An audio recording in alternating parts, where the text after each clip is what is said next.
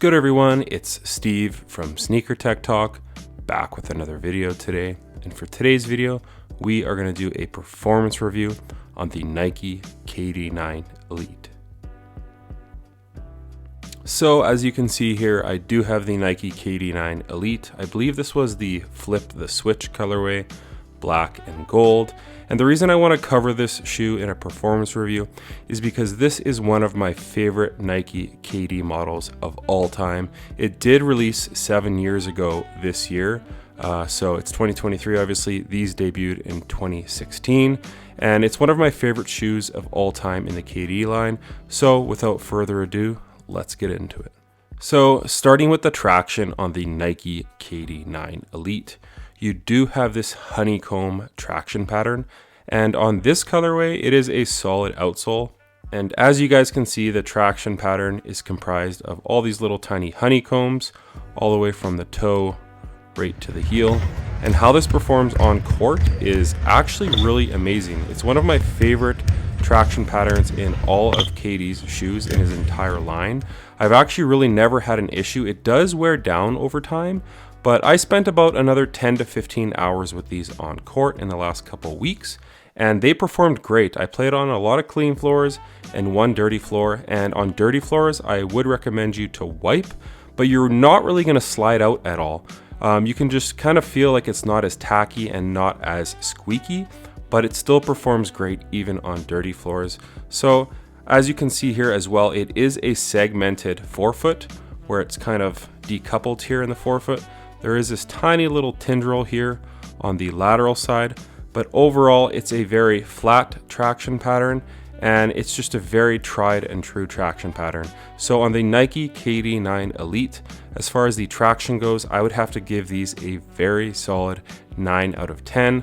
I wouldn't recommend these outdoors as the traction pattern is pretty shallow, but as far as indoors go, here 7 years later, they still perform just as great as they did in 2016. So as far as the cushion goes in the Nike KD9 Elite, it is the same as the regular Nike KD9s, and it does have full-length articulated Zoom Air from heel all the way to the forefoot.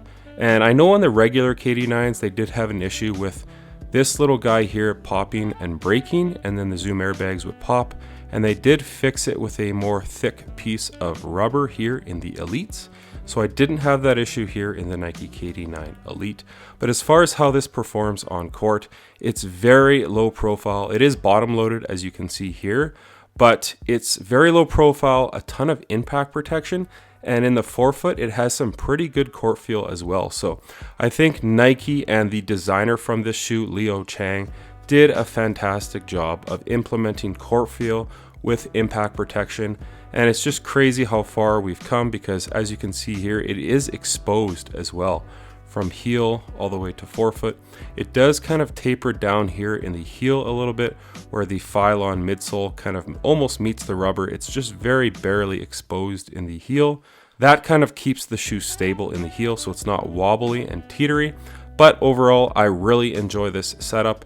If you've ever played in the Nike KD9s or the Elites, you would know what I'm talking about, because for me, kind of an aging player in my mid-30s, the KD9 Elites cushion is fantastic. And if you don't know what Nike Zoom is, let me grab a Zoom airbag real quick. So this is from the Air Jordan 12, and this is a full-length Zoom airbag. So this is basically what your foot is sitting on. It's a bunch of tensile fibers in an encapsulated airbag, and it's very responsive and very springy underfoot. This is from a Jordan 12, so it's very thin, but in the KD9 Elites, it's a little bit thicker, and it does taper down in the forefoot. So as far as the cushioning goes in the Nike KD9 Elite, it's responsive, you have great court feel, great impact protection. So as far as this setup goes, even here today, 7 years later, I would have to give it a very solid 9 out of 10. So as far as the materials go on the Nike KD9 Elite, from this midfoot portion here all the way to the toe, you do have this Flyknit. It is a little bit thicker here at the forefoot, and then at the back of the shoe, you do have this spandex material. And these are a little bit easier to get your foot in with this material here at the back, but the regular KD9s, it was an absolute struggle. Overall, with this setup, I actually really enjoy it. You do have some nubuck hits here on the heel tab and here on the tongue where it says Kevin Durant. It's really hard to see, but it is laser printed right here near the top of the shoe. And as far as the overall material setup, it's a pretty premium setup, and these retailed for $150 USD, 200 here in Canada. So the overall material usage is pretty nice in my opinion, and it breaks in pretty quickly as well, because from about here back it's pretty thin and pliable, and then right here at the toe it is a little bit thicker for some extra durability and support. So as far as the materials go, I would have to give these a pretty solid 8 out of 10. You do have some cheap spandex material in the back, but it does help aid your foot, getting your foot within the shoe a little bit easier. And then in the forefoot, you do have that fly knit material. I will just mention though that this shoe gets pretty hot because this fly knit material is woven pretty tight and there's not a lot of portions for breathability. It is kind of perforated right here on the lateral side, but that's about all you're getting. So as far as the materials go, like I said, I would give these a pretty solid 8 out of 10. So as far as the weight goes for the Nike KD9 Elite, this is a US size 10, and these come in at 13.25 ounces. And just to compare that to today's shoe, the Nike KD15s, these come in at 15.15.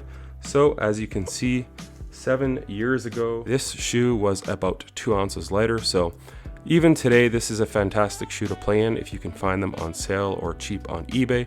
But as far as the weight goes, I think it is a pretty light overall shoe. As far as the fit goes in the Nike KD9 Elites, it's pretty much the same as the regular Nike KD9s.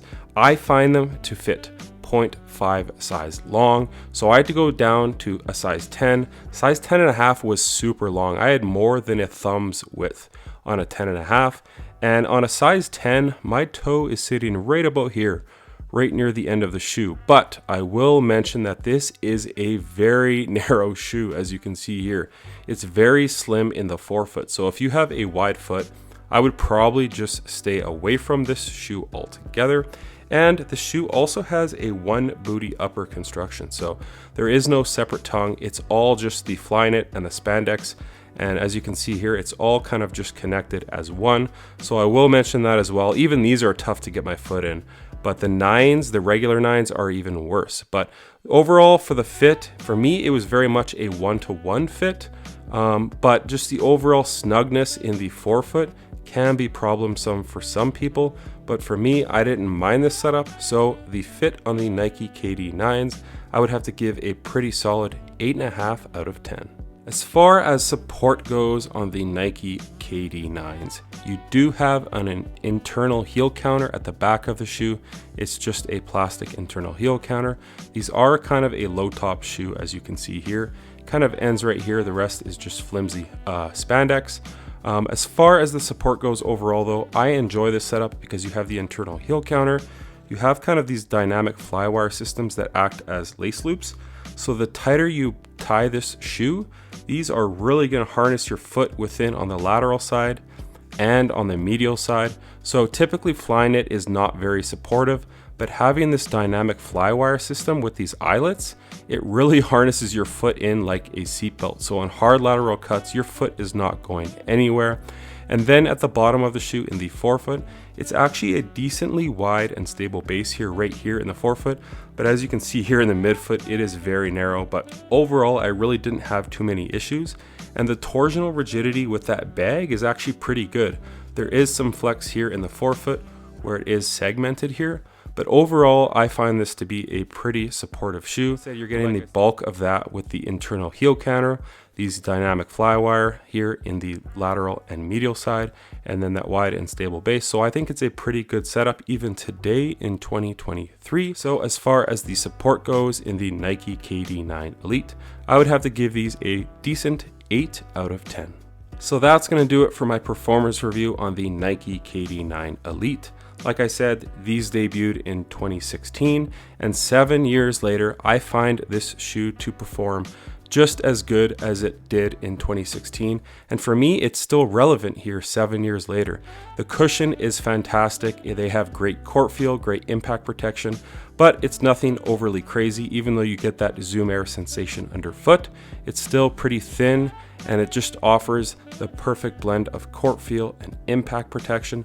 The traction is amazing. Like I said, I wouldn't take these outside, but indoors on clean or dirty floors with a wipe or two here or there, this traction will have you covered.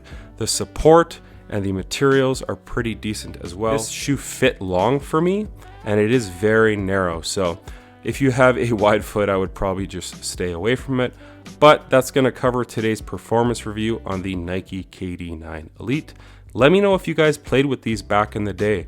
This is one of my favorite KD shoes of all time, so I figured I would cover it on the channel and keep it locked to the channel, as I will be doing a performance review on the KD9 Elite versus the 15s, as those two shoes are some of my favorite KD models of all time. Keep it locked to the channel for more performance reviews and sneaker reviews coming out in the coming days and weeks. But as always, if you guys could like, comment, and subscribe, that helps the channel a ton. And check out my Instagram at 23mj88, as it is an extension of my YouTube channel with all my pickups, basketball footage, and nostalgia as a whole. But until next time, peace.